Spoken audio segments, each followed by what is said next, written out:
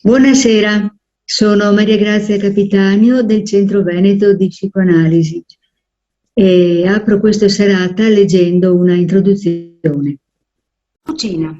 Una stufa a carbone, una stufa di mattoni, una paletta per carbone, una scatola di latta, eccetera. Succintamente, questo è l'inizio dell'elenco ben più dettagliato dei beni sequestrati pochi mesi dopo la deportazione ad Auschwitz a Gustavo Corinaldi, veneziano, ebreo, lontano parente di uno degli invitati di questa sera, il professor Levis Sulam. È con questo triste elenco stilato da un italiano che apro il quarto incontro di ricorrenze di umanità. Questa sera, con l'aiuto degli storici Filippo Focardi e Simon Levis Sullam, ho pensato di riproporre una riflessione sulle responsabilità degli italiani nella Shoah. Gli invitati da lunghi anni studiano questo tragico luogo e vergognoso luogo della nostra storia.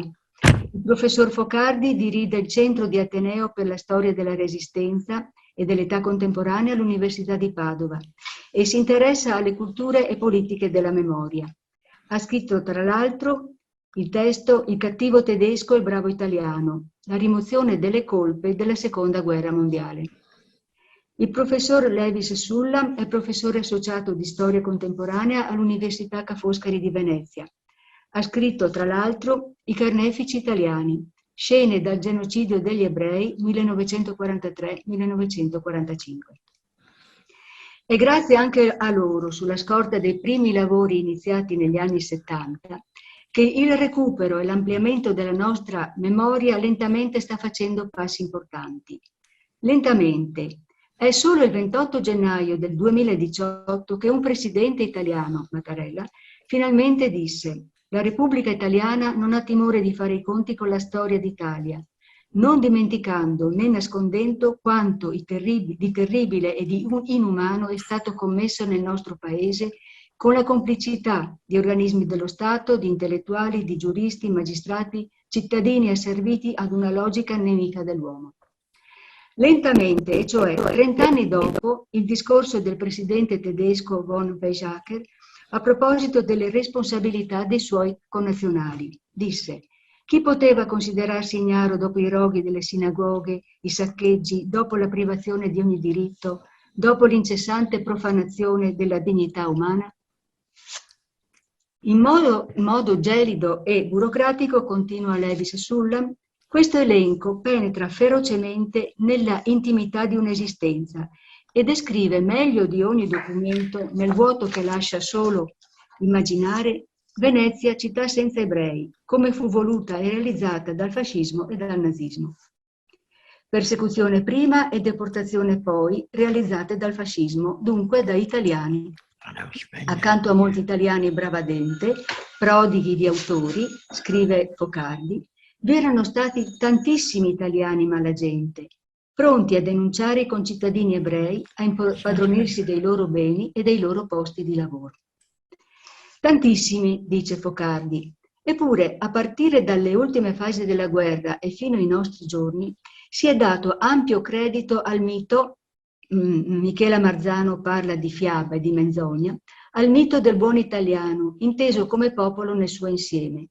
A differenza dei tedeschi, gli italiani, caratterizzati da innata umanità e generosità, non avrebbero avuto, salvo qualche rara eccezione, responsabilità nella persecuzione razziale, facendo tutto quello che potevano per salvare gli ebrei. Mussolini e i suoi scagnozzi sarebbero stati gli unici responsabili. Il mito, costruito su indubbi elementi di realtà e di verità oggettiva, rimodellò le memorie di coloro che vissero quel periodo, scartando alcune vicende ed enfatizzandone altre, al fine di costruire una memoria e una identità nazionale unitarie. Per i nati dopo la guerra, esso è venuto a far parte della rappresentazione che gran parte di noi si è fatta non solo dei nostri padri o nonni, ma anche di noi stessi, ed è una delle tessere di cui è composta l'identità personale. Per creare il mito, come diranno Focardi e Levis Sullam tra poco, alcune vicende, comportamenti individuali e collettivi sono stati omessi o minimizzati. Ab inizio ci fu la delibera volontà da parte di varie forze politiche, culturali e religiose di nascondere colpe e responsabilità.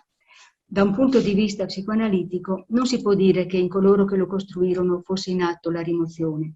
Si deve invece parlare di cosciente nascondimento e conseguente segreto da parte della prima generazione, fenomeno segreto, di cui la psicoanalisi si interessa relativamente agli esiti inconsci sulle generazioni successive. Quegli esiti su cui si interroga Michela Marzano nel romanzo Stirpe e Vergogna, quando scopre, ormai quarantenne, il passato fascista del nonno magistrato. Una parte, non saprei quantificare, dei nati dopo la guerra e che non discendono da famiglie di perseguitati, di partigiani o di persone in qualche modo legate alla resistenza, si è trovata a convivere col mito del bravo italiano, con gli effetti dei segreti e dei silenzi voluti e imposti dai creatori del mito e con un dato di fatto, per l'appunto il discendere, sapendolo oppure non sapendolo, da genitori o indirettamente implicati nella persecuzione e nel genocidio, in quanto sono stati in silenzio o hanno manifestato indifferenza. A quest'ultimo proposito non si può certo dimenticare che all'epoca gli italiani vivevano in un clima di violenza di Stato, situazione rispetto alla quale spesso ci si potrebbe proteggere ricorrendo all'ambiguità come difesa particolare, difesa individuata dalla psicoanalista Matti Sas, che ha tra i suoi effetti proprio l'indifferenza. Ciò non toglie tuttavia che l'indifferenza uccide. Freud ipotizzava che, cito, nessuna generazione fosse in grado di nascondere alle generazioni successive i processi psichici, e sottolineo la parola processi, cosa che rende complesso parlare del segreto da un punto di vista metapsicologico. Comunque, nessuna generazione è in grado di nascondere a quelle successive processi psichici di una certa importanza.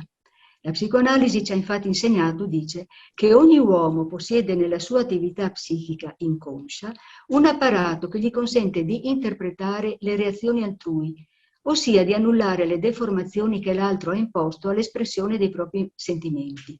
Una comprensione inconscia come questa potrebbe avere reso possibile alle generazioni successive di far propria l'eredità emotiva delle generazioni precedenti.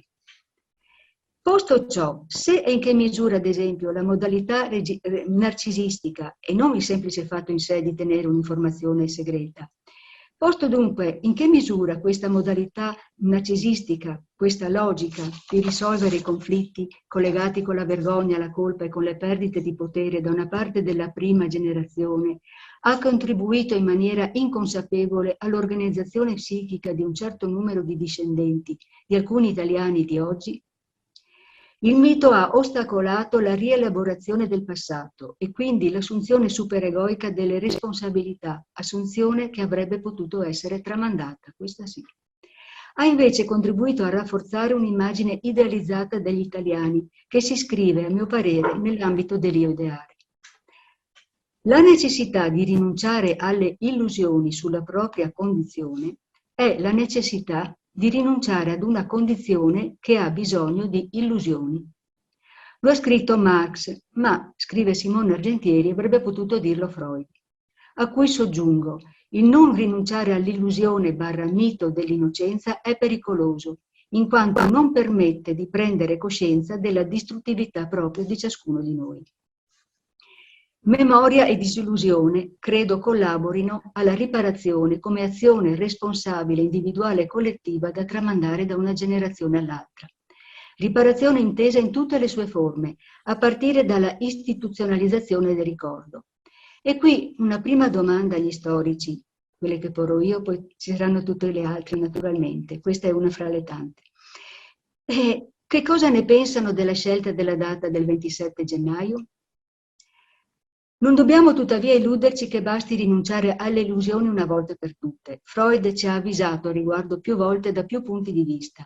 Abbiamo la tendenza, scrive nel 15 durante la Prima Guerra Mondiale, a giudicare gli uomini migliori di quanto siano in realtà.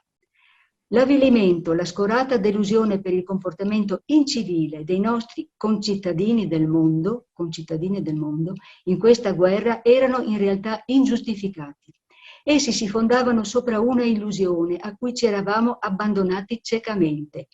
Effettivamente questi nostri concittadini del mondo non sono per nulla caduti tanto in basso quanto supponevamo, e ciò per il semplice fatto che non si trovavano prima alle altezze che avevamo immaginato. L'uomo, scriverà successivamente nel 29, non è una creatura mansueta, ma occorre attribuire al suo corredo pulsionale anche una buona dose di distruttività. Homo homini lupus, scrive, chi ha coraggio di contestare questa affermazione dopo tutte le esperienze della vita e della storia?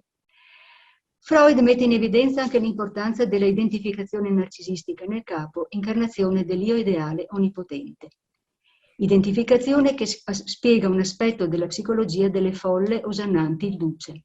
Mi chiedo, il mito degli italiani brava gente, buoni umani, ma anche molto intelligenti e molto furbi, quanto nasconde in sé ancora degli elementi narcisistici propri dell'io ideale, ideale in cui le masse si erano identificate durante il ventennio? Questi sono solo alcuni pensieri e interrogativi sul mito che mi sono venuti in mente grazie al lavoro degli storici. E questa sera i professori Focardi e Levis Sullam risponderanno e sono qui per rispondere o per chiarire o per porsi ulteriori domande. Il loro intervento sarà preceduto da un collage filmico che ho costruito a partire da 2 documentari.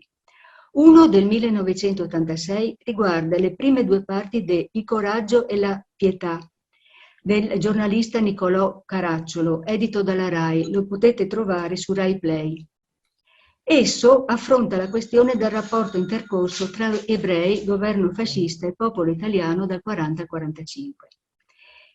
6 anni prima, questo documentario era stato, della diffusione di questo documentario, era stato diffuso l'Olocausto nel 78, una miniserie televisiva statunitense che scosse l'opinione pubblica, specialmente in Germania. Un anno prima del Coraggio e la Pietà, il presidente tedesco aveva pronunciato il discorso di cui vi ho detto. Questo discorso venne tradotto all'epoca in varie lingue, ma non in italiano. Infine, ricordo che il documentario di Caracciolo è contemporaneo ai Sommersi Salvati di Levi, ma non affronta minimamente il problema della zona grigia italiana. Anzi, a mio parere lo denega. 3 anni dopo il lavoro di Caracciolo uscì per la BBC Fascist Legacy, focalizzato sui crimini fascisti italiani in Etiopia e nei Balcani, cosa che suscitò immediate proteste da parte del nostro Ministero degli Esteri. L'altro filmato che ho usato per il collage è del 2018, è 1938 diversi, del regista italiano Treves, nato a New York, città dove la famiglia si era rifugiata per sfuggire alla persecuzione razziale. Il documentario di Treves, come il primo costruito tra l'altro con interviste a perseguitati, tra cui il veneziano dottor Bassi e Liliana Segre, verte sulle leggi razziali, i loro antefatti e le loro conseguenze. Esso parla dal di dentro della storia del genocidio con le voci degli ebrei italiani, voci che non accusano, constatano e indubbiamente mettono in discussione il mito. Tra i 2 film, girati uno a distanza di 73 anni dalla fine della guerra e l'altro di 41, intercorrono 32 anni. In questo arco di tempo è cambiata la consapevolezza degli italiani relativamente alle loro responsabilità nella Shoah? Se sì, in che misura?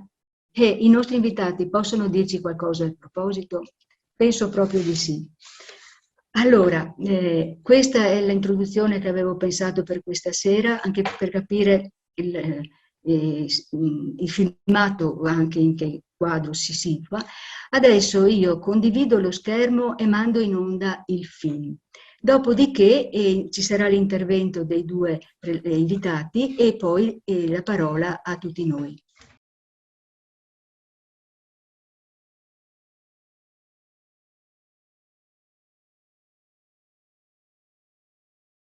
Grazie davvero per questo graditissimo invito e poi la ringrazio Maria Grazia anche perché lei ha fatto all'inizio una citazione di Marx, quella la necessità di rinunciare alle illusioni sulla propria condizione e la necessità di rinunciare a una condizione che abbia bisogno di illusioni, che io mi ricordo da quando avevo 14 anni, perché se non sbaglio è la citazione che apre il volume di Erich Fromm, Marx e Freud.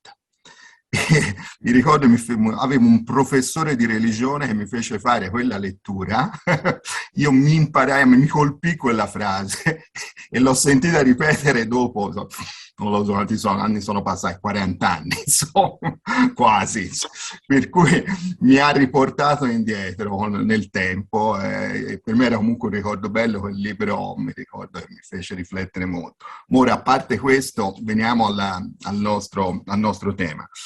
Sì, nei due filmati vengono raffigurate due immagini completamente diverse del rapporto fra gli italiani e l'antisemitismo, gli italiani e la Shoah.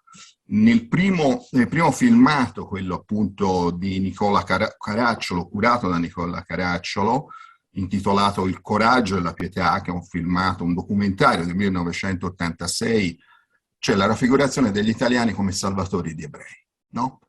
Chi ha fatto qualcosa contro gli ebrei è un'eccezione, sono le pecore nere, vengono chiamate così, ma tutti gli italiani sono raffigurati come dei volenterosi salvatori di ebrei. Questa raffigurazione dell'86 corrisponde esattamente alla memoria della Shoah e dell'antisemitismo fascista che viene costruita volutamente ancora prima della fine della guerra, già nel 1944, a partire dal 1944, ed è una costruzione, quella dell'italiano brava gente, salvatore dell'ebreo, che è condivisa da tutti in Italia. È condivisa e promossa, non solo in questo caso condivisa, promossa dalle istituzioni, dal Ministero degli Esteri, dal allora Ministero della Guerra, i militari, da tutti i partiti antifascisti, dalla Chiesa Cattolica, condivisa dalla stessa comunità ebraica. Allora, c'era un'esigenza politica, ne parlo perché nel filmato avete visto quel vecchio diplomatico italiano, Roberto Ducci, no? Che parla appunto di come gli italiani hanno salvato gli ebrei. Effettivamente c'è un fondo di verità in questo racconto, in questa narrazione, cioè effettivamente gli italiani durante la guerra si sono comportati in maniera diversa dai tedeschi e hanno nei territori occupati molto spesso, non sempre, ma hanno salvato qualche migliaio di ebrei. Ecco, Ducci è stato un funzionario, anzi un altro responsabile del Ministero degli Esteri, propriamente dell'ufficio Croazia durante la guerra, che ha avuto un ruolo importante nel salvataggio degli ebrei, ma soprattutto, mi preme qui ricordare, credo sia interessante ricordare, che con uno pseudonimo Ducci scrive già nell'ottobre del 1944 sulla rivista ufficiale del Ministero degli Esteri italiano, che si chiamava Politica Estera, un articolo in cui sottolineava l'esigenza di raccogliere prove che dimostrassero l'azione umanitaria svolta dalle autorità italiane nei territori di occupazione Jugoslavia, Grecia, Francia. Volutamente il Ministero degli Esteri italiano sottolinea questo ruolo umanitario. Perché? Perché qual è l'esigenza? L'esigenza è distinguersi dai tedeschi. Per 3 anni l'Italia fascista ha collaborato con la Germania nazista, ha occupato territori in Europa, dalla Grecia alla Jugoslavia, alla Francia, ha partecipato alla guerra contro l'Unione Sovietica. In questi territori sono stati commessi gravi crimini di guerra da parte italiana e il Ministero degli Esteri ha l'esigenza di mettere in evidenza, ovviamente, non i torti, non le ombre, non i crimini di cui si sono macchiati gli italiani, ma i meriti. E il principale merito è il salvataggio degli ebrei. Tutto questo viene fatto in contrapposizione con la figura del tedesco. Effettivamente la differenza c'è, ma è una scelta politica che serve appunto a sottolineare i meriti italiani e coprire le magagne. La cosa è interessante perché molti di coloro che salvano gli ebrei, sono più di 2000 gli ebrei croati soprattutto che vengono salvati dagli italiani. Molti di coloro che salvano questi ebrei, tipo il generale Mario Roatta, o un altro personaggio, Giuseppe Bastianini, che è stato ricordato, sottosegretario agli esteri. Ebbene, queste due persone sono, sì, salvatori di ebrei, ma criminali di guerra, sono iscritti nelle liste dei criminali di guerra delle Nazioni Unite. Mario Roatta è il criminale di guerra numero 1 per gli jugoslavi. ma anche Giuseppe Bastianini, che è stato ricordato come colui che fino alla fine si oppone alla consegna agli ebrei, convince Mussolini, insomma, no, a traccheggiare, a ostacolare le richieste tedesche, anche lui è nelle liste dei criminali di guerra. È ovvio che quindi, è inutile dirvi che non c'è un interesse solo del Ministero degli Esteri a fare questo lavoro, c'è un interesse anche delle istituzioni militari, appunto vi ho citato Mario Roatta, ma tutti i partiti condividono questa idea che gli italiani hanno salvato gli ebrei, perché un po' è vero, e perché i partiti, sto parlando antifascisti, del CLN, dai liberali ai comunisti, perché qual è l'idea?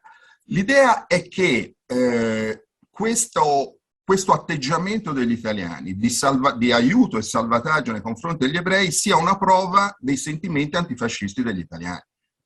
No? Il fascismo ha imposto le leggi razziste, razziali, ma chiamiamole razziste, nel 1938.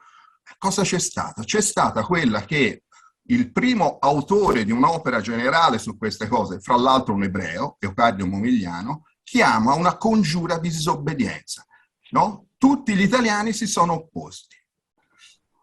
In realtà non era così, e l'altra faccia della medaglia voi l'avete vista nel secondo filmato, quello del 38, che invece sottolinea, quasi fosse no, l'opposto, sottolinea le responsabilità. Ma restiamo ancora al 45, che è interessante, perché qual è la vulgata oggi diremmo, no? Allora, non solo che gli italiani gli italiani non sono mai stati antisemiti, gli italiani hanno avversato le leggi antisemite nel 1938, gli italiani hanno solidarizzato con gli ebrei e li hanno aiutati dopo il 1943 quando erano perseguitati, braccati dai tedeschi. No? Non solo, c'è un altro punto che viene allora condiviso da tutti gli italiani in questa narrazione. Il punto è che la scelta di Mussolini nel 1938 di introdurre le leggi razziali, razziste, è una scelta imposta da Hitler. In questo volume che vi dicevo che si chiama, è un volume, intanto l'autore vi ricordo ancora, si chiama Leocadio Momigliano, è un ebreo, un antifascista ebreo, un avvocato, scrive questo volume intitolato Storia tragica e grottesca del razzismo fascista, che esce con Mondadori nel 1946, che è osannato da tutti i giornali italiani, e in questo giornale appunto si dice che Mussolini, su ordine di Hitler, avrebbe scatenato le leggi razziali. Cosa assolutamente falsa, no? Infondata. Non è così. La storiografia lo ha dimostrato successivamente, molti anni dopo, lo ha dimostrato ampiamente. I tedeschi anzi restano sorpresi dalla scelta dell'Italia, non se l'aspettavano, no? Di introdurre. E giustamente viene ricordato nel secondo filmato che quelle leggi non è una roba all'acqua di rose, no? Ce lo ricorda Michele Sarfatti, sono leggi durissime che ovviamente non arrivano all'impiego della violenza fisica, ma escludono completamente gli ebrei, uomini e donne, dalla cittadinanza, no? Come dice Sarfatti, il messaggio chiaro è: vattene, per voi non c'è posto in questo paese. E attenzione, tanto per capirsi e fare un rapporto con la Germania, in quegli anni lì, in quell'anno lì, in questo fatidico 1938, ad esempio la legge italiana che butta fuori dalle scuole italiane i ragazzini e le ragazzine ebrei, che precede di 2 mesi l'analoga legge tedesca, no?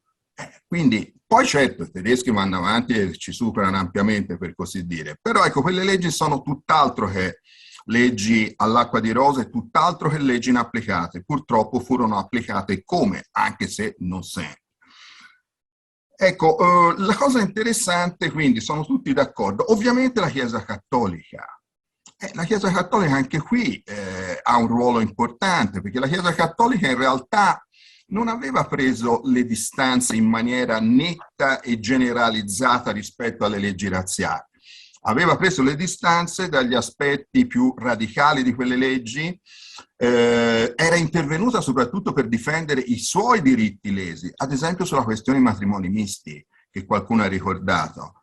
Allora, rispetto ai matrimoni misti, la Chiesa intervenne e disse: no, insomma, chi si è sposato con un cattolico va protetto.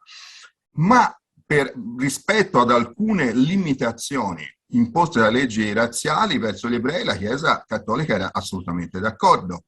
Tant'è che nel 1943, subito dopo la defenestrazione di Mussolini, un alto prelato andò da Badoglio dicendogli chiaramente, esplicitamente, c'è un documento molto noto, dice: ma a noi certe limitazioni che erano state introdotte con le leggi razziali ci vanno benissimo, certe limitazioni nei confronti degli ebrei.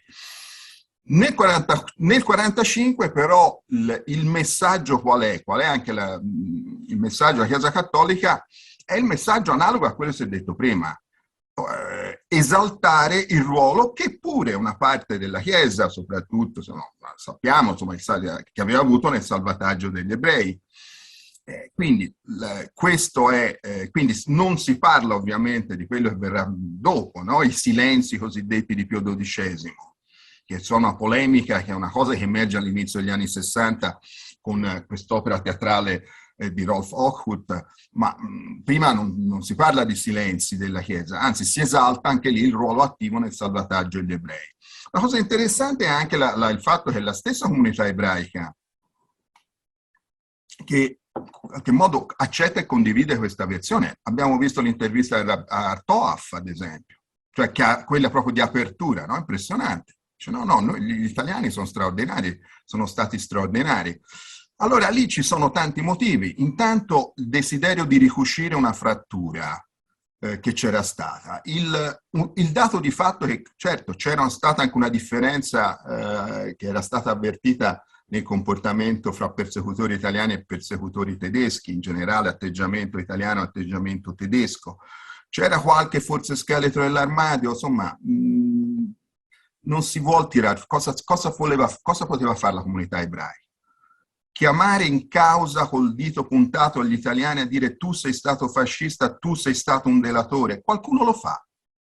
Ci sono alcune voci di donne ebree che scampate ad Auschwitz che scrivono delle memorie in cui accusano in maniera molto dura i connazionali italiani che sono stati delatori, ma sono voci assolutamente minoritarie, sono piccoli opuscoli che escono con case editrici minori. In realtà c'è un'informazione oggi diremo alla narrativa predominante degli italiani salvatori, degli ebrei. Anche perché appunto probabilmente chiamare in causa il comportamento degli italiani avrebbe anche significato una necessità di fare per qualcuno della comunità ebraica i conti anche col proprio comportamento rispetto al fascismo. Insomma, come c'era stato un consenso degli italiani cattolici, diciamo così, verso il fascismo, ce n'era stato anche da parte degli ebrei, appartenenti alla comunità ebraica nei confronti del fascismo. E poi c'era un grande problema. Il problema è che allora tutti gli italiani di qualsiasi credo religioso non volevano guardare indietro e volevano guardare avanti. Non ci sono solo gli ex deportati sopravvissuti ad Auschwitz che tornano, vorrebbero parlare come Primo Levi, ma non trovano nessuno ad ascoltarli. Ma ci sono anche 600.000 internati militari italiani che tornano e non trovano nessuno nelle loro famiglie, cattolici loro e cattoliche le famiglie, che non vogliono ascoltare. Ci sono i deportati politici che trovano un pochino più ascolto, perché il loro racconto si inserisce nella narrazione nella memoria pubblica dominante della Resistenza. Ma allora si voleva guardare avanti, tutti avevano sofferto in Italia qualcosa, o almeno pensavano di aver sofferto, no? I bombardamenti, la guerra civile. Vittorio Folo dice molto chiaramente, che è un ebreo, dice, rispetto alle narrazioni che arrivavano, no? I racconti della deportazione ebraica, lui ebreo, insomma, non era disposto ad ascoltare, perché bisognava ricostruire, bisognava guardare avanti. E quindi ovviamente c'è la questione, ma quanto sia giusto o quanto possa pesare impostare una ricostruzione senza fare i conti con il passato, ma questo è un altro discorso. E volevo, andando un pochino, facendo un passo avanti, perché ecco, questa vulgata dell'italiano brava gente è molto lunga, no? Tant'è che abbiamo visto un documentario dell'86 che ce la ripropone sulla Rai, cioè in prima serata con milioni di telespettatori, che hanno molto apprezzato quel documentario. Era cambiato qualcosa prima? Era cambiato, un punto era cambiato, cioè su un punto la storiografia era intervenuta, e qui in questo caso dobbiamo dare atto a Renzo De Felice, che scrive nel 1961 la prima opera storiograficamente, diciamo, fondata sull'antisemitismo fascista, le leggi razziali, in cui quantomeno lui sfata il mito che sia stato Hitler a imporre le leggi razziali. Questo no, non ci sono prove, no? Non è stato Hitler, anche se lui dice, beh, Mussolini l'ha voluta introdurre perché voleva in quel momento piacere ad Hitler, cementare l'alleanza fra i due paesi. Dal 1936 c'era stato l'asse, no? Fra Roma e Berlino. Però ecco, almeno dice che Hitler non l'ha imposto. E però attenzione, perché De Felice sull'altro versante, quello dell'italiano salvatore degli ebrei, o comunque pronto ad aiutare gli ebrei, a disattendere le norme delle leggi razziali, su questo Renzo De Felice asseconda e come la vulgata. Tant'è che Renzo De Felice è uno dei consiglieri scientifici, no? Dei consulenti scientifici di Nicola Caracciolo per quel documentario che abbiamo visto nel 1986.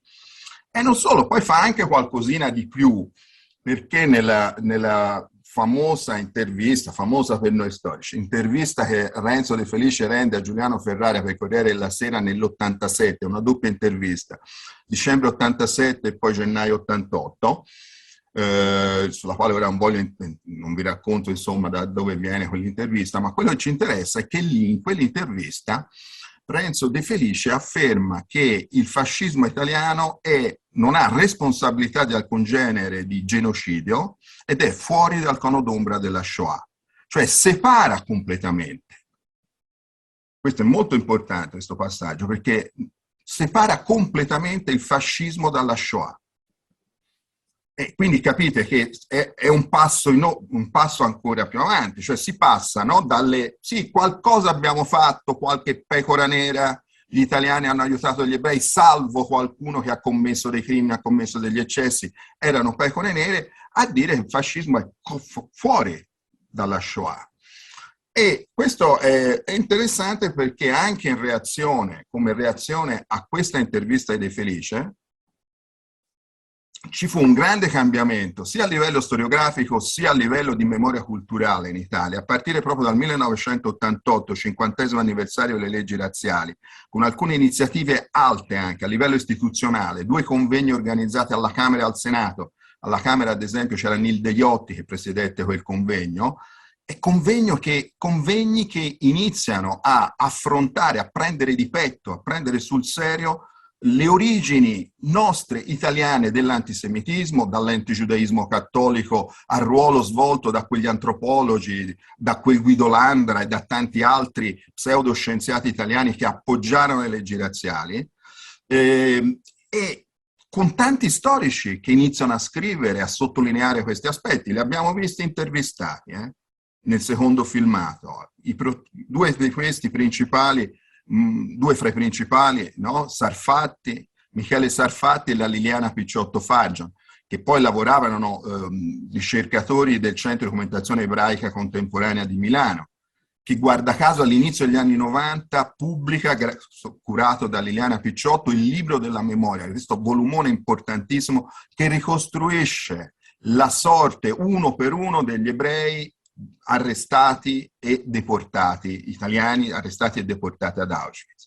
Allora, qui c'è questa nuova stagione storiografica, ma poi diventa anche una stagione culturale, in cui per la prima volta si affronta veramente il problema dell'antisemitismo fascista, si vede che non è stata una cosa all'acqua di rosa, che ha delle origini e delle radici italiane, che non è stato imposto dalla Germania, e si lega la fase 38-43, quella che Sarfatti ha definito la fase della persecuzione dei diritti, alla fase 43-45, che è la fase invece della persecuzione delle vite, quando gli ebrei, dopo l'occupazione tedesca, vengono braccati non solo dai tedeschi, ma anche dall'RSI, che non sono pecore nere quelle dell'RSI. Proprio questa ricerca del CEDEC ha dimostrato che quasi la metà degli ebrei italiani deportati ad Auschwitz, arrestati e deportati ad Auschwitz, è stata arrestata da italiani, no? Poco meno della metà di quelli di cui si è ricostruita la vicenda. Allora, e questo è non è solo la storiografia. Se volete, prendete anche il film La vita è bella e benigni, no? Che esce, siamo alla metà degli anni 90. Certo, noi diciamo, se ne parla sempre come una determinata modo di vedere la Shoah, qualcuno l'ha criticato, si può discutere, ma quello che è interessante, secondo me, nell'economia del discorso che vi sto facendo, che quel film, per almeno la metà della sua lunghezza, non parla dei tedeschi e di Auschwitz, ma parla di noi, no? Parla dell'antisemitismo fascista. Cioè lui col bambino che passa davanti al negozio, appunto, qui non possono entrare cani ed ebrei, e gli fa le battute al bambino. Quel film lì, oppure un romanzo come La parola ebreo di Rosetta Lloyd, tante produzioni culturali che avevano cominciato, per semplificare, a fare i conti col fascismo, le responsabilità del fascismo. E poi arrivo all'ultimo passaggio, e poi arriva la giornata della memoria, nel 2000. La prima delle nuove leggi memoriali votate dal Parlamento italiano, la più importante. E allora, che valutazione diamo? Ora, qui poi mi limito veramente a alcuni cenni. Da un lato, valutazione positiva, una legge che per dettato impone alle scuole, chiede alle scuole di occuparsi di questo tema, e le scuole l'hanno fatto, anche, voglio dire, noi oggi è il 27, molti di voi insomma penso che collaborino con le scuole, hanno figli, nipoti, eccetera, sapete bene quanto le scuole si siano impegnate. E quindi ci sono molti aspetti positivi senz'altro in questa legge, però c'è anche qualche limite. Forse più di un limite, perché in qualche modo, anche vedendo come è stata applicata, questa legge ha spinto un pochino a tornare sulla vecchia pista per cui gli italiani sono buoni e bravi salvatori ed ebrei e invece lo sterminio è cosa dei tedeschi. Qui torna anche un po' una delle domande che aveva posto all'inizio Maria Grazia Capitanio sulla scelta del 27 gennaio come data, no? Commemorativa per questa legge. Il 27 gennaio è la data in cui l'Armata Rossa arriva ad Auschwitz, no? Si parla di liberazione di Auschwitz, in realtà il campo era stato già abbandonato, ed è una data che è stata scelta a livello europeo, dall'Unione Europea nel 2005, a livello internazionale dall'ONU. Molti paesi europei l'hanno scelta, però altri no. Ad esempio la Francia non ha scelto quella data per commemorare la Shoah, ne ha scelta un'altra che riguarda un episodio della persecuzione francese degli ebrei. Sì, effettivamente si poteva scegliere anche un'altra data che fosse più legata alle responsabilità italiane. Da questo punto di vista l'amico Simon, in quel suo bellissimo libro che è stato citato, fa varie proposte.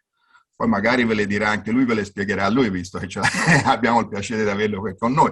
Ad esempio, un'ipotesi è il 30 novembre, la data ricordata nel filmato da Sergio Luzzatto, la data dell'ordine di polizia numero 5 dell'RSI, del ministro Buffarini Guidi, scusate, che imponeva l'arresto degli ebrei e la confisca dei loro beni. Quella è una cosa italiana, 30 novembre 43.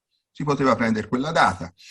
Qualcuno ha proposto anche la data del 16 ottobre 43, la data del sabato nero, della razzia del ghetto di Roma, fatta dai tedeschi, quindi ancora, questa è una data che avrebbe ancora mantenuto, diciamo, la centralità del ruolo tedesco, però usando appunto elenchi di ebrei scritti, no? Da poliziotti italiani.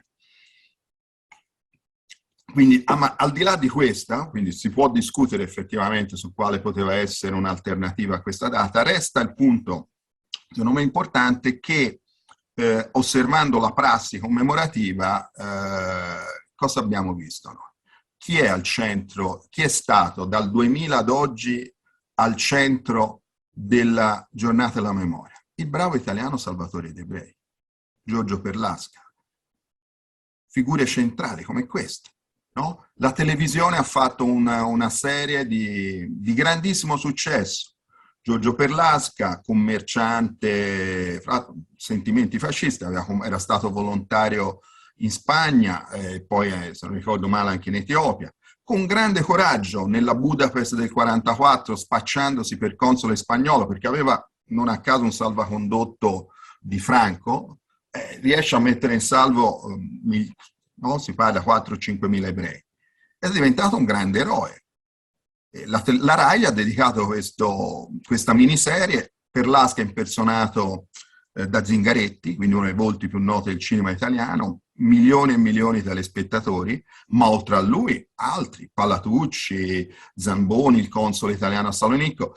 Ripeto, non sono falsificazioni, cioè effettivamente queste persone hanno avuto dei meriti, ma cosa succede? Succede che proiettare le luci su questi meriti umanitari di nuovo ha, diciamo, riportato nell'ombra invece le responsabilità italiane.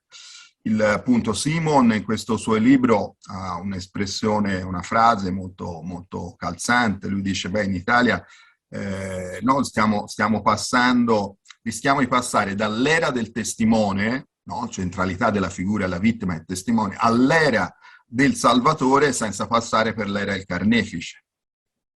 E tutti perché ci sono stati tanti italiani brava gente. Il documentario di Nicola Caracciolo ne è una testimonianza, ma ci sono stati anche tantissimi italiani malagente. Ieri abbiamo fatto una lezione, non so se qualcuno aveva avuto occasione di seguirla, avevo invitato da me a Padova a fare una lezione Andrea Riccardi, il professore Andrea Riccardi, che è un nome circolato anche per il Quirinale in questi ultimi giorni, che è uno storico molto bravo. E lui ha avuto dei passaggi molto forti ieri su questa responsabilità italiana. Anche noi italiani siamo stati collaboratori del male, ha detto ieri. C'è stata un'Italia cattiva, avida, vendicativa, fanatica. La Shoah è una storia di italiani, è una storia europea che parla forte a tutti, ma una storia che deve parlare anche a noi italiani. Ecco, queste sono un pochino sì, le riflessioni che mi venivano da fare su questi due, confrontando questi due filmati. Secondo me dobbiamo avere la capacità di tenere insieme i due messaggi, nel senso capire il ruolo che hanno avuto gli italiani, che sono stati anche Salvatore De Brei, che hanno avuto un ruolo diverso dalla Germania, ma hanno avuto una corresponsabilità enorme e hanno avuto delle responsabilità enormi. E poi c'è la sfida, poi oltre a capire ovviamente, oltre alla sfida della conoscenza, c'è la sfida di come trasmettere questa conoscenza in maniera appunto intergenerazionale. Però qui mi fermo davvero e naturalmente sono a disposizione, intanto ascolto con grande piacere l'amico Simon e poi se ci sono delle domande rispondo volentieri. Grazie. Ecco, grazie professor Focardi. Darei la parola al professor Levis Sulla. Sì, buonasera, ringrazio anch'io di questo invito che mi porta a riflettere con un gruppo di persone interessate a questi temi, alcune delle quali conosco e a cui mi sento vicino così per motivi anche familiari. Devo dire che Filippo Focardi si è affrontato buona parte degli sviluppi che hanno riguardato la memoria della Shoah in Italia delineando alcune ampie arcate del percorso della memoria collettiva italiana attorno alla Shoah. Va anche detto che alcuni di questi processi intanto non hanno riguardato solo l'Italia, cioè tutte le nazioni europee, Germania inclusa, hanno sviluppato delle strategie discolpanti e delle forme di rimozione individuale e collettiva delle proprie responsabilità. Inoltre, in una riflessione già del tardo Ottocento, la famosa lezione di Ernest Renan, che cos'è una nazione, una lezione alla Sorbona del 1882, Renan diceva che una nazione è tenuta assieme da un plebiscito quotidiano tra memoria e oblio, tra gioia e sofferenze. E quindi in un certo senso anche le nazioni come gli individui hanno bisogno di costruire degli equilibri tra le cose che possono e desiderano ricordare e le cose che possono e desiderano dimenticare. C'è appunto ci sono così dei percorsi analoghi, ma è vero anche che ci sono dei diversi gradi di consapevolezza che le nazioni europee e delle diverse capacità di affrontare le proprie responsabilità.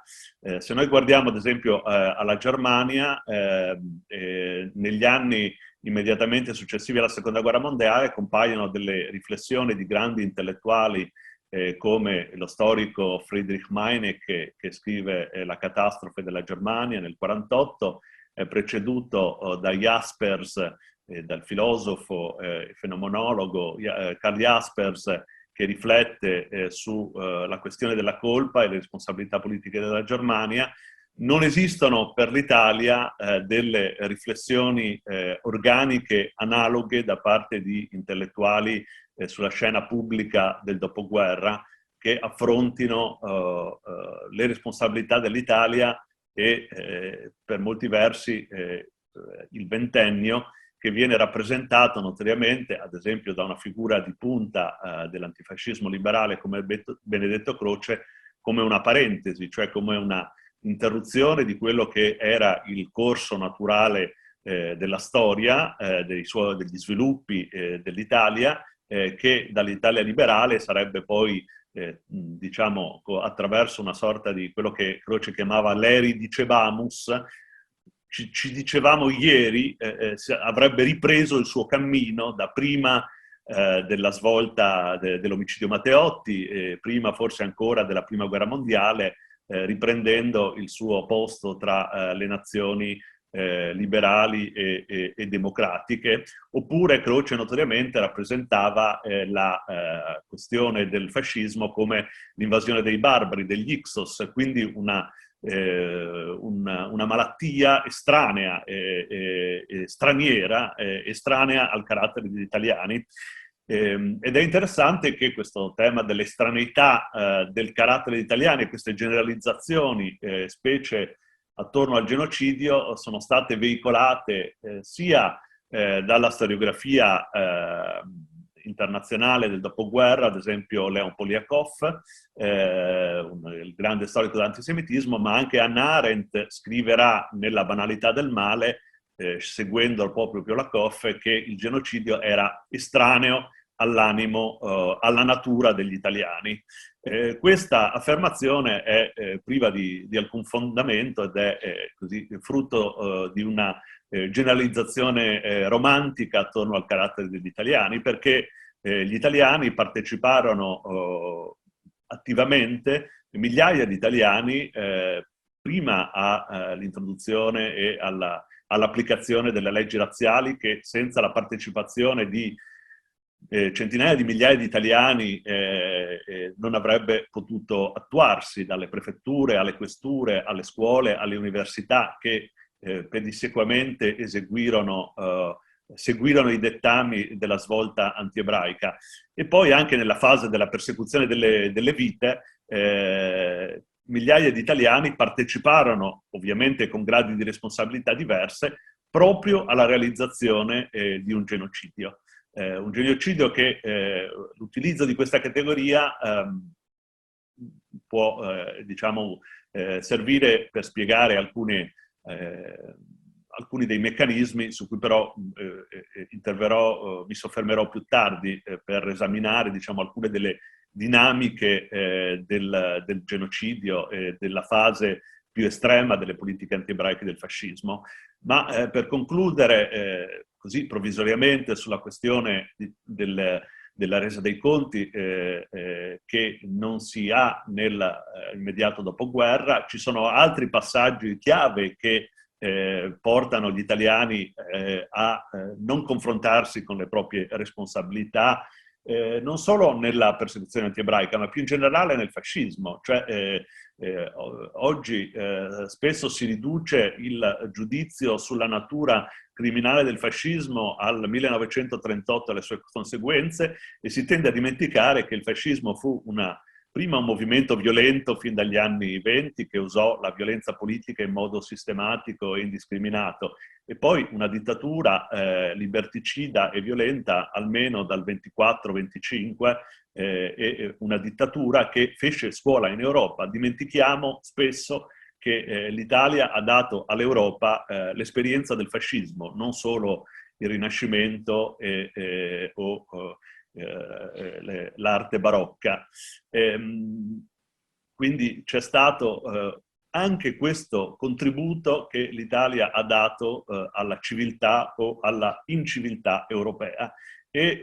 Ma l'Italia non è ancora, tutto sommato, desiderosa di fare fino in fondo i conti con questo, tanto è vero che, per venire agli sviluppi più recenti del percorso che delineava Filippo Foccardi, se vogliamo esaminare la legge istitutiva del Giorno della Memoria, in quella legge manca una parola fondamentale, cioè la parola fascismo. Se voi leggete la legge, è un breve testo che vi invito a cercare, sono 3 articoli, vengono tra l'altro citati le persecuzioni in modo neutro e non i persecutori come soggetti attivi, vengono citati i giusti, i salvatori, non si parla appunto né dei persecutori come soggetti attivi, degli italiani persecutori, né si parla del fascismo, e quindi ci si potrebbe chiedere che cosa gli italiani siano chiamati a ricordare il 27 gennaio ogni anno nelle scuole pubbliche rispetto alle proprie responsabilità. Ci sarebbe una riflessione da fare su quello che questa legge, che ha degli indubbi meriti, ha inevitabilmente anche comportato, cioè il passaggio che lo storico Pierre Nora ha definito dall'età della memoria all'età della commemorazione, cioè il problema di che cosa succede della memoria quando viene istituzionalizzata, ritualizzata, quando viene imposto, diciamo, di ricordare per legge. Ma vorrei riflettere anche sul fatto che effettivamente, come si diceva, al prevalere di una sorta di età dei giusti, cioè dopo l'età dei testimoni, quella in cui più a lungo si è ascoltato, a partire dal processo Eichmann e fino a giorni molto recenti, la voce diretta dei sopravvissuti, si è passato alla celebrazione dei giusti e anche a una contemplazione che si basa su un forte elemento di identificazione con le vittime. Cioè è prevalso largamente il paradigma vittimario nel calendario civile italiano, mentre fino a pochi anni fa o a lungo le piazze italiane si riempivano, quelle militanti, per il 25 aprile, oggi si riempiono soprattutto per il 27 gennaio, perché l'identificazione di tipo politico e militante non funziona più nella fase post-ideologica, e perché prevale il paradigma vittimario, cioè l'esaltazione delle vittime, e attorno alla celebrazione delle vittime, al ricordo delle vittime, in un certo senso tutti possono concordare, ma allo stesso tempo va tenuto presente che l'identificazione con le vittime può creare a lungo andare, da un lato può risultare almeno inizialmente piacevole, ma può produrre anche una profonda ambivalenza, innanzitutto perché essere vittima non è piacevole, e poi perché le vittime della Shoah sono stati alcune minoranze, e in particolare gli ebrei, e quindi in un certo senso l'identificazione funziona fino ad un certo punto, e cioè è molto difficile attribuire un significato universalistico al giorno della memoria, che ricorda un evento specifico, delle vittime specifiche, ma dovrebbe essere assunto come un momento di riflessione che è in grado di attualizzare da un lato i meccanismi sempre incombenti del pregiudizio e dell'intolleranza, dall'altro la possibilità di reagire attraverso forme di dialogo, tolleranza e di azione politica costruttiva in risposta alla violenza rispetto a eventi a cui assistiamo oggi. Inoltre l'era della vittima ha proposto anche il problema della concorrenza delle vittime, un fenomeno che è stato studiato da un sociologo belga, Chaumont, che vede contendersi il primato vittimistico e di cui oggi vediamo uno triste propaggine nella vicenda, ad esempio, dei Novax, che si considerano dei perseguitati simili a quelli che hanno subito le persecuzioni razziali. L'era del giusto, d'altra parte, è un'era che in un certo senso celebra un impegno post-ideologico che non ha colore politico, che unifica tutti in nome del bene, ma d'altra parte dobbiamo stare molto attenti perché essa nasconde il male, nasconde il problema delle responsabilità, nasconde il problema di quello che appunto migliaia di italiani hanno fatto, cioè o a cui hanno partecipato, cioè la persecuzione prima e poi anche l'arresto e la deportazione degli ebrei nei campi di transito, in particolare nel campo di Fossoli in provincia di Modena, che è il principale campo di transito da cui passa anche Primo Levi e su cui si apre Se questo è un uomo, da dove gli ebrei venivano consegnati ai tedeschi e poi deportati in Europa centrale, soprattutto in Europa orientale. Come può essere interpretato oggi sul piano storico quella fase e perché si può dire che le responsabilità degli italiani furono più ampie di quelle di una repubblica sociale considerata come uno stato fantoccio? In realtà, per realizzare la soluzione finale in Italia, il ruolo degli italiani fu essenziale, così come il 16 ottobre non si sarebbe potuto realizzare senza il supporto logistico di informazioni della Questura e del Ministero degli Interni romano, cosa che spesso viene, la Questura romana e il Ministero degli Interni, cosa che spesso viene ignorata nella fornitura delle liste degli ebrei, delle liste anagrafiche, nella conduzione anche dei tedeschi attraverso la città di Roma, l'identificazione degli indirizzi. Così l'insieme dei meccanismi della deportazione nella sua prima fase, la fase italiana, venne messa in piedi autonomamente dalla Repubblica Sociale Italiana. Potremo entrare, ma non abbiamo il tempo qui, nella vicenda e nelle riflessioni che la storiografia ha fatto sul ruolo di Mussolini prima del 1938 e sul ruolo anche di altre frange del partito fascista nella preparazione e in diversi momenti che precedono il 1938 e che vedono già degli interventi di Mussolini almeno dalla fine degli anni 20 molto minacciosi verso le comunità anti-ebraiche, delle comunità ebraiche. Negli studi di Sarfatti e di Giorgio Fabre questo è ora documentato molto chiaramente. In un certo senso potremmo dire che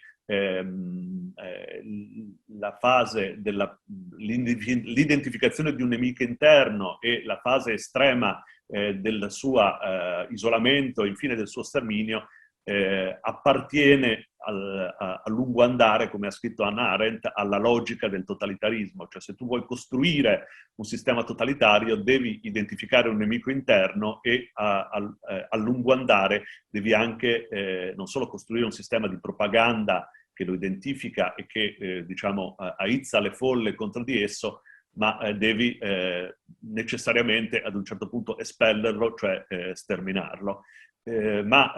questa è appunto la fase del fascismo estremo di Salò, che però ci consente di entrare in una fase in cui l'Italia è nel mezzo di una guerra civile, in cui appunto non tanto un sistema totalitario, ma una guerra fratricidia dello scontro di tutti contro tutti, innanzitutto fascisti e antifascisti, porta a uno sguardo sospettoso e alla identificazione di un nemico che è anche potenzialmente il proprio vicino di casa.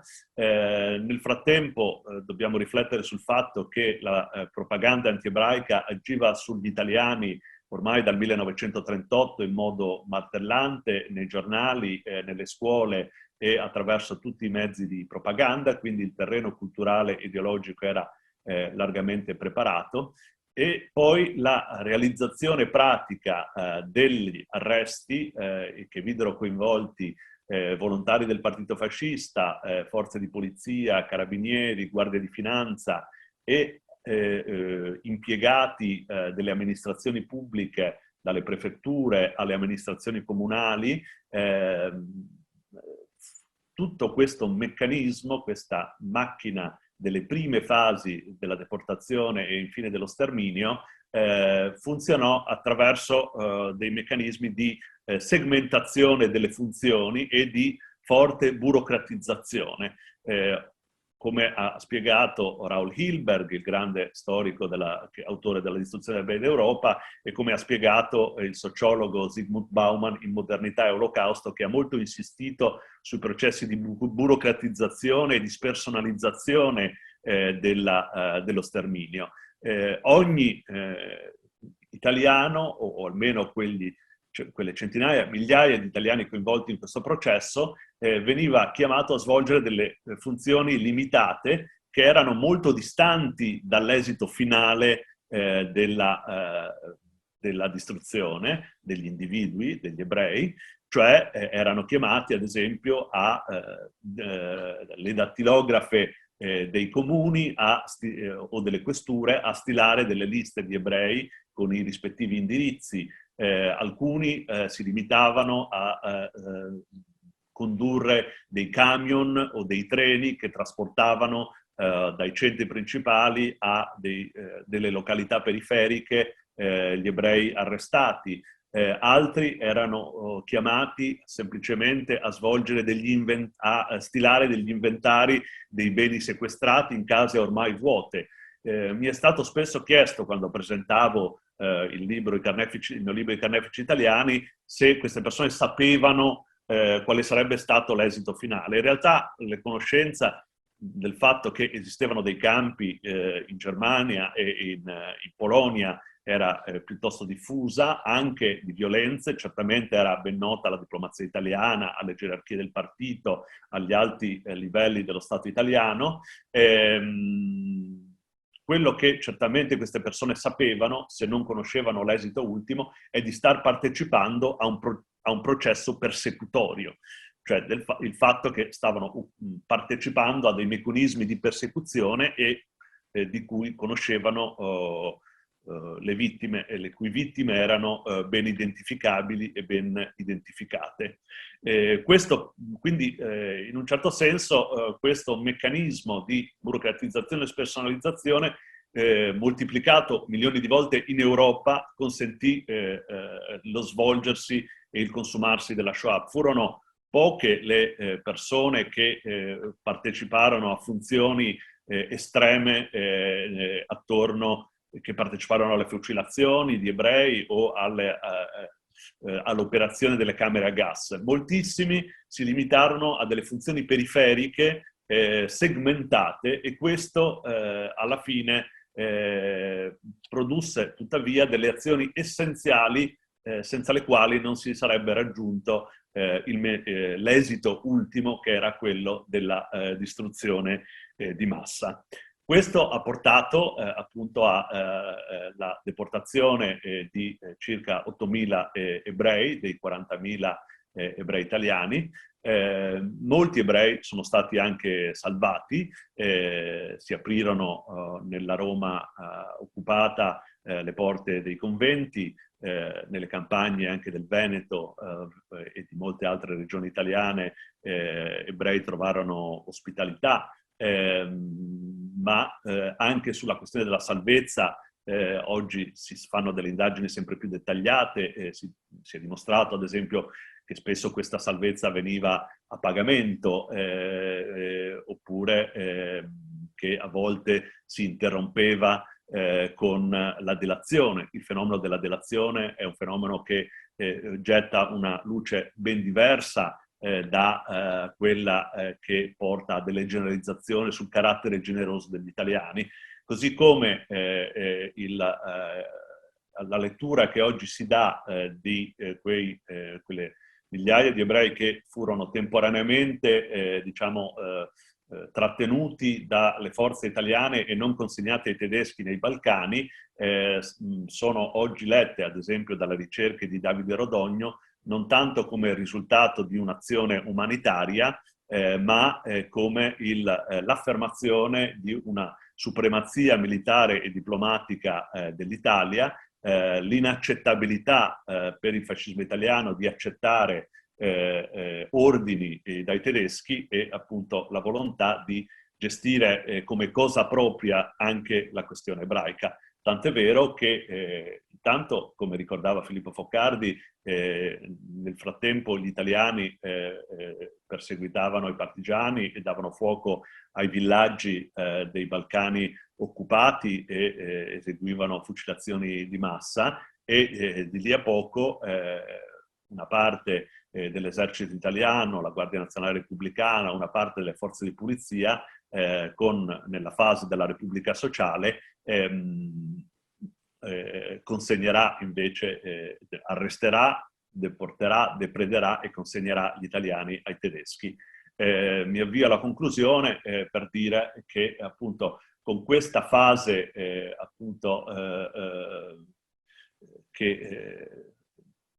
questa fase appunto che diremo terminale del fascismo, che ne rivela il volto più estremo e diabolico, gli italiani hanno fatto i conti fino ad un certo punto, ma che in effetti i percorsi della memoria si sono rivelati complessi e sono stati segnati, come ricordava Filippo Foccardi, fin da principio a lungo dall'esigenza di voltare pagina. Non abbiamo citato, ad esempio, l'amnistia Togliatti, che già nel giugno del 1946 mostrava come non solo il ministro della giustizia e allora segretario del Partito Comunista Italiano aveva deciso con il consenso di buona parte delle forze politiche di cancellare buona parte delle responsabilità degli italiani nel fascismo, forse perché si era reso conto che una buona parte degli italiani sarebbe altrimenti finita sotto processo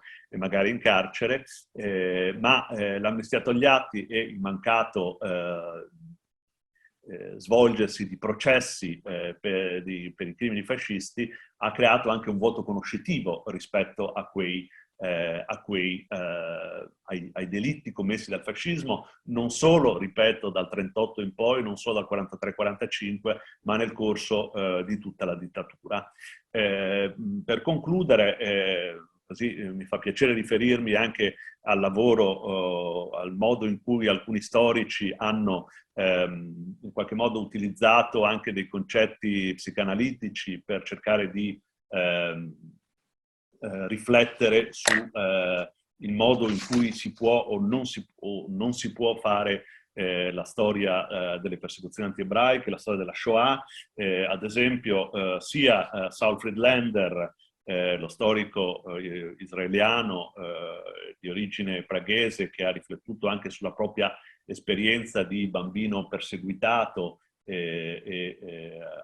prossimo alla conversione, perché lasciato dai genitori in un convento in Francia, mentre essi cercavano la fuga in Svizzera, dove in realtà furono respinti per venire alla fine arrestati e deportati. Ricordo il suo libro autobiografico A poco il ricordo, ma Friedlander ha lavorato ad esempio sul concetto di working through, il concetto psicanalitico di working through, cioè la ricerca, così lui l'ha definita, di un qualche equilibrio tra il necessario distanziamento intellettuale dalla Shoah come oggetto storico e l'inevitabile forte impatto emotivo che questo oggetto suscita.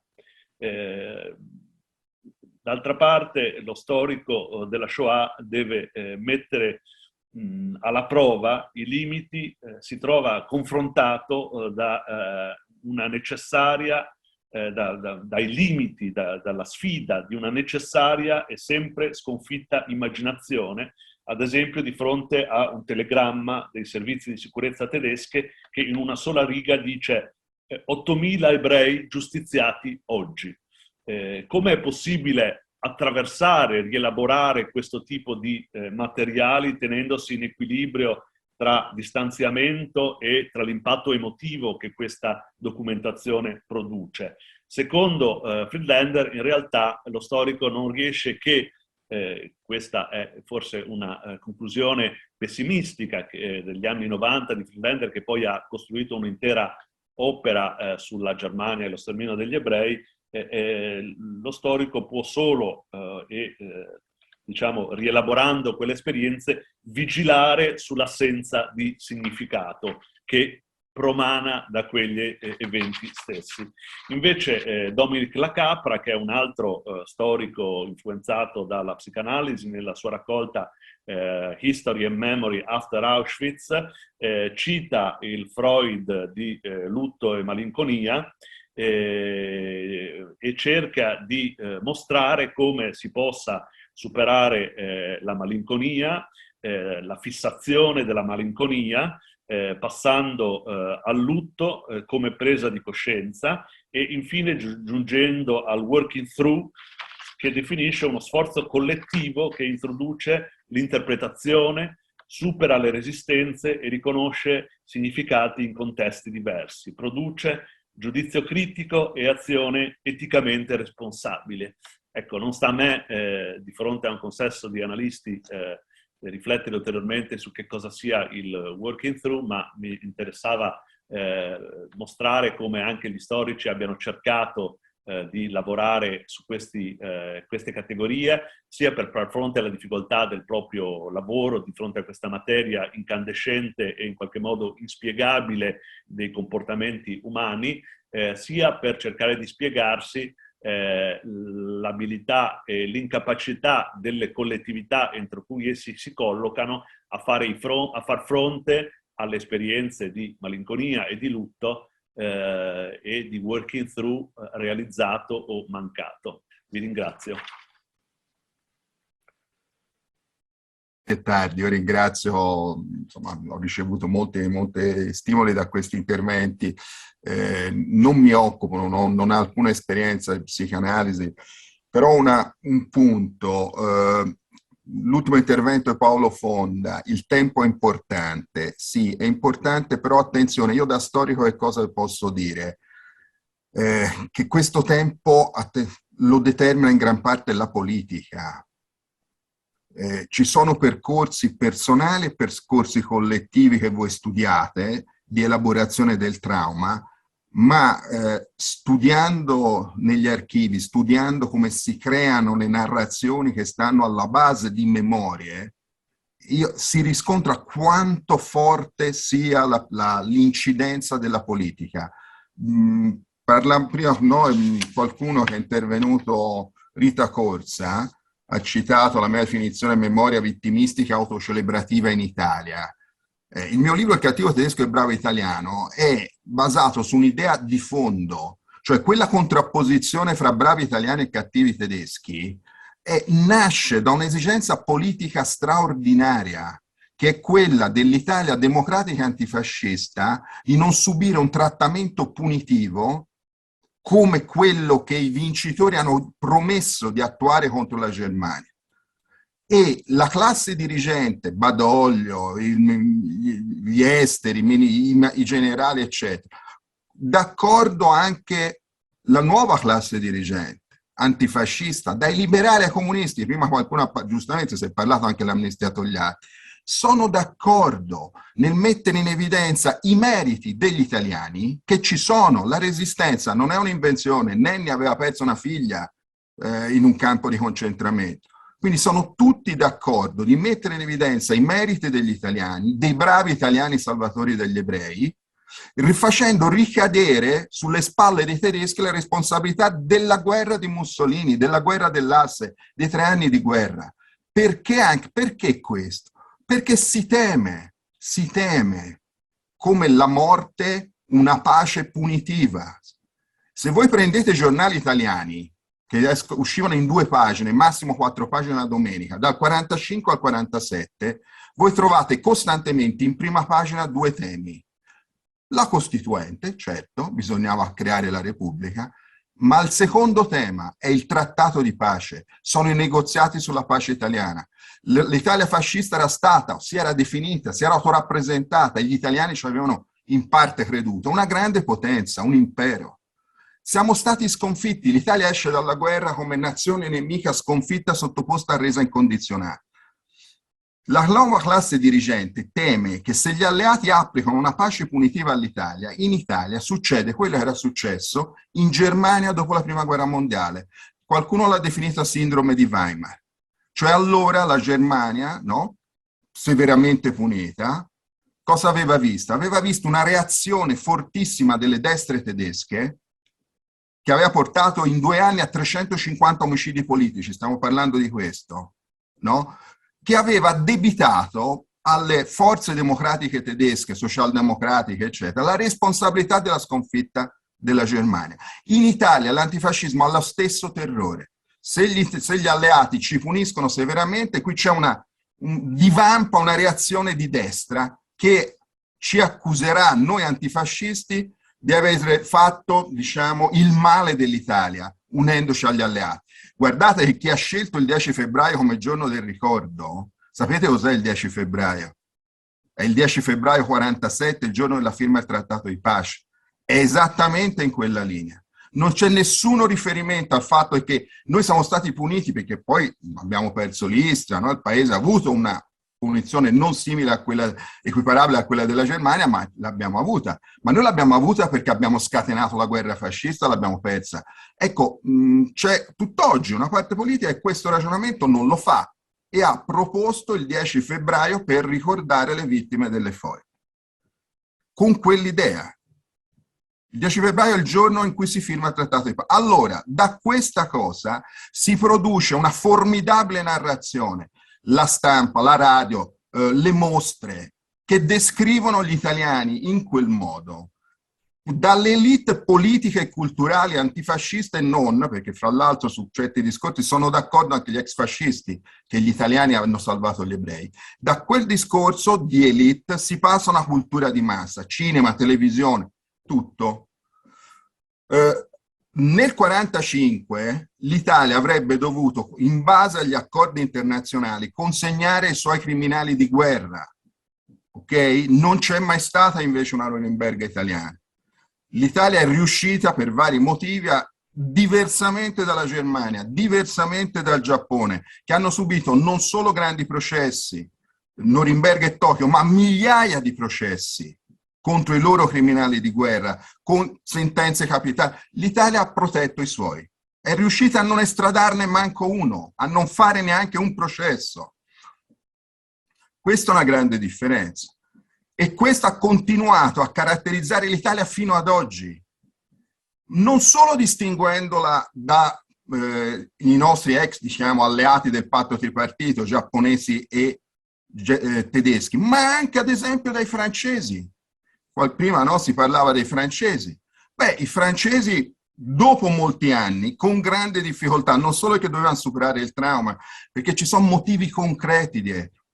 Io evito di fare, la nostra classe dirigente, l'ha detto chi è, Franco De Masi, sì, c'è stata una costante azione delle istituzioni italiane per difendere il buon nome dell'italiano. Quando la BBC nell'89 manda in onda il filmato, il documentario Fascist Legacy sui crimini italiani, la reazione della Farnesini è una nota diplomatica di protesta. Quel video è stato preso, comprato dalla RAI, tradotto in italiano, mai mandato in onda per veti politici più volte denunciati. E però perché non vengono fatte queste cose? Non è solo il trauma, non c'è solo, c'è anche quello che voi studiate, quindi per questo forse è interessante dialogare. Però io vi dico la parte, la parte da storico. La parte da storico, questa cosa, le nostre istituzioni si oppongono perché soprattutto a partire dagli anni 90 e 2000, con l'evoluzione del diritto penale internazionale, se tu riconosci di aver commesso dei crimini di guerra, devi pagare gli indennizi alle vittime.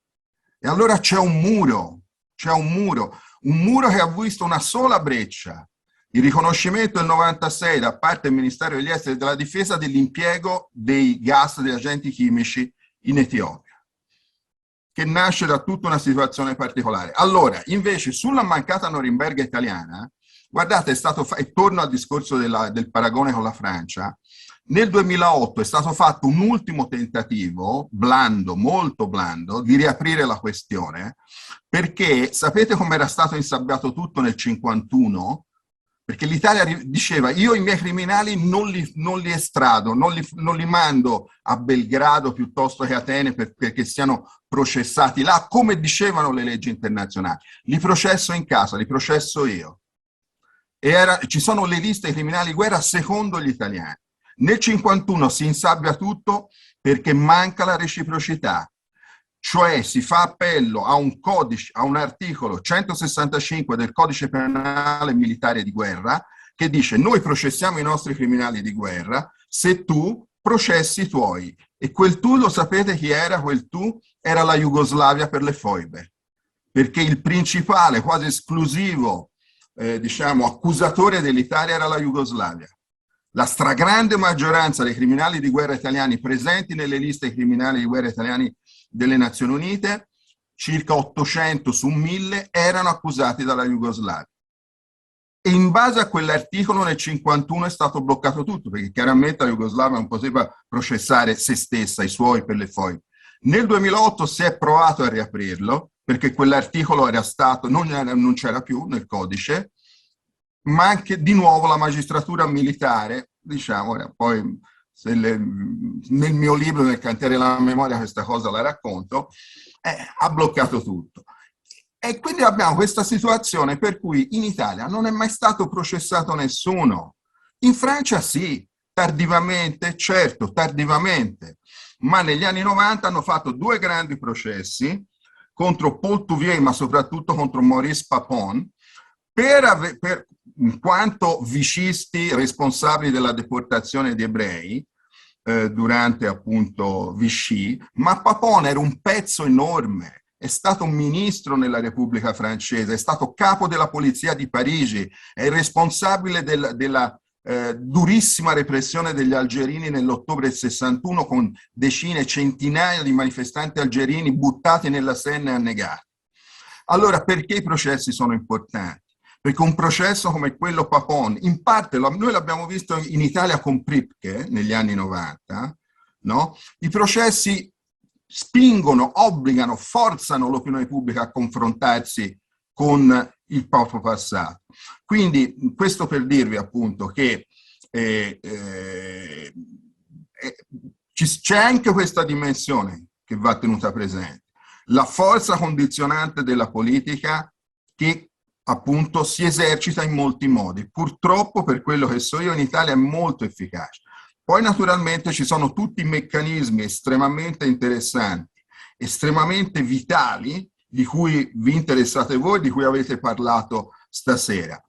Io spero appunto, per questo vi ringrazio perché io non ne so niente o quasi niente e quindi è un arricchimento per me, come spero che le cose che vi ho detto possa essere un arricchimento e motivo di stimolo e di riflessione per voi. Grazie. Certamente sono di stimolo e arricchimento per tutti e la ringraziamo.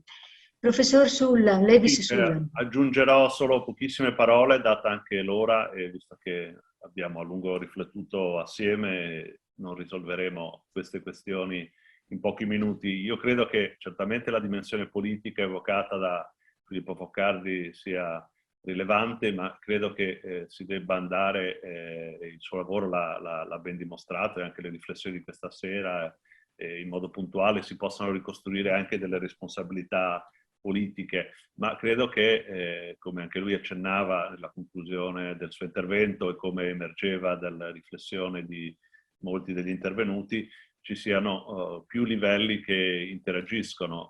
Le azioni politiche trovarono un'ampia risposta su più livelli. Esistevano dei livelli individuali, possiamo citare il caso del rifiuto della pubblicazione di Se questo è un uomo da parte della casa editrice Einaudi, la cui responsabilità risaliva a quanto pare a Natalia Ginzburg, che ebrea lei stessa aveva evidentemente delle difficoltà a confrontarsi con questi temi e avendo perso tra l'altro il proprio compagno e marito le mani dei tedeschi, non in quanto ebreo ma in quanto antifascista e resistente, aveva sulla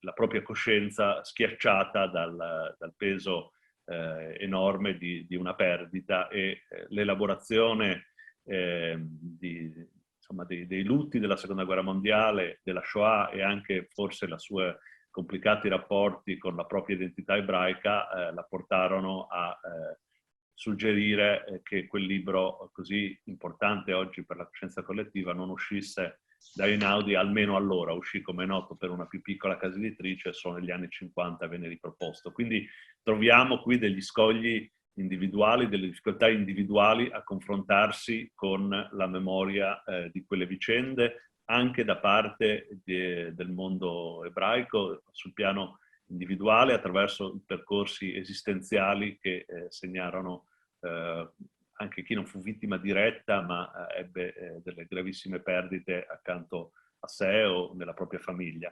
Esistono poi dei meccanismi istituzionali che non sono solo quelli del potere, ma in qualche modo delle istituzioni che preservano se stesse e che mantengono delle inerzie. Mi è capitato di studiare per la Questura di Venezia e di scoprire il fatto che il responsabile del sequestro dei beni ebraici durante la Repubblica Sociale divenne poi, nell'immediato dopoguerra, il responsabile della restituzione dei beni ebraici, perché era il funzionario che meglio conosceva evidentemente quella materia, e buona parte delle forze di polizia, ma anche delle forze del personale delle prefetture, dei ministeri formatisi e operativi negli anni del fascismo, continuarono il loro lungo viaggio dapprima nell'Italia fascista e poi per un lunghissimo tratto nell'Italia repubblicana. Citiamo il caso che oggi è oggetto di una biografia appena uscita di Gaetano Azzariti, estensore materiale come funzionario, alto funzionario del Ministero di Grazia e Giustizia delle leggi razziali, poi presidente del Tribunale della Razza, che negli anni 50 divenne presidente della Corte Costituzionale.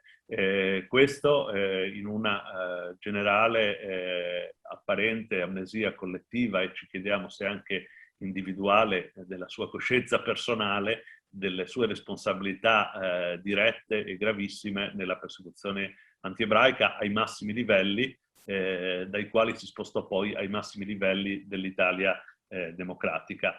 Concludo sul tema della memoria collettiva, che a me sembra molto continuare ad essere rilevante, anche da analizzare attraverso i concetti che venivano evocati da molti di voi, o anche attraverso i contributi, ad esempio, della sociologia della memoria. Penso alle riflessioni di Maurice Holbach sui quadri sociali della memoria, alle riflessioni già tardo ottocentesche che vi citavo, di una memoria che si realizza in un inevitabile equilibrio tra memoria e oblio, ma con dosi diverse e fasi diverse,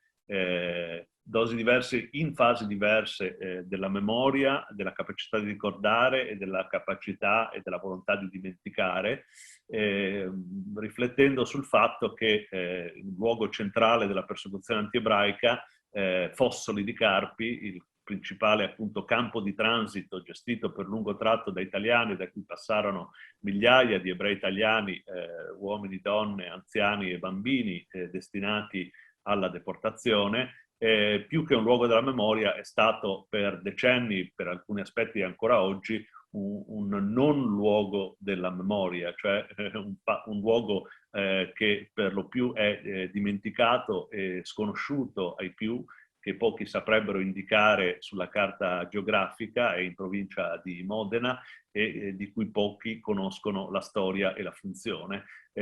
Mattarella, il presidente Mattarella, è stato forse il secondo presidente della Repubblica a recarsi decenni dopo la creazione di quel campo a ricordare che cosa quel campo era stato, quel luogo era stato e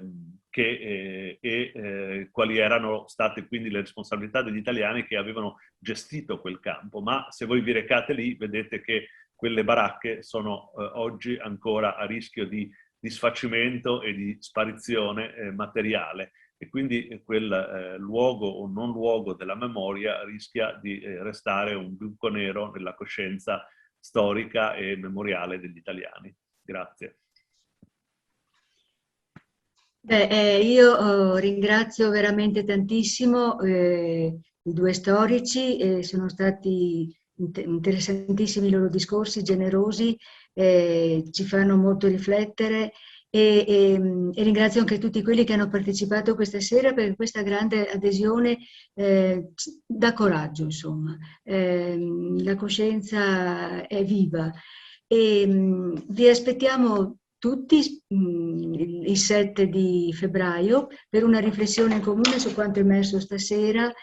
Una cosa mi frullava per la testa: sapete che nel 2018 è uscito un libro della Laurence Kahn, che è venuto al Centro Veneto non molto tempo fa, Ce que le nazisme a fait la psicanalisi, ciò che il nazismo ha fatto alla psicoanalisi. E ascoltandovi e anche nelle letture che ho fatto per questa sera, potremmo anche interrogarci quello che il fascismo ha fatto non solo alla psicoanalisi, ma a noi tutti e agli psicoanalisti, perché io ho riscontrato che solo da quando ho potuto elaborare quanto poi questa sera è stato detto, ho preso coscienza che nel mio lavoro di analista non avevo fatto un ascolto, per esempio, della trasmissione psichica attraverso le generazioni che dalla prima generazione dei fascisti è passata poi a me. Io sono nata dopo il fascismo, ma non molti anni dopo, e via via ai successori.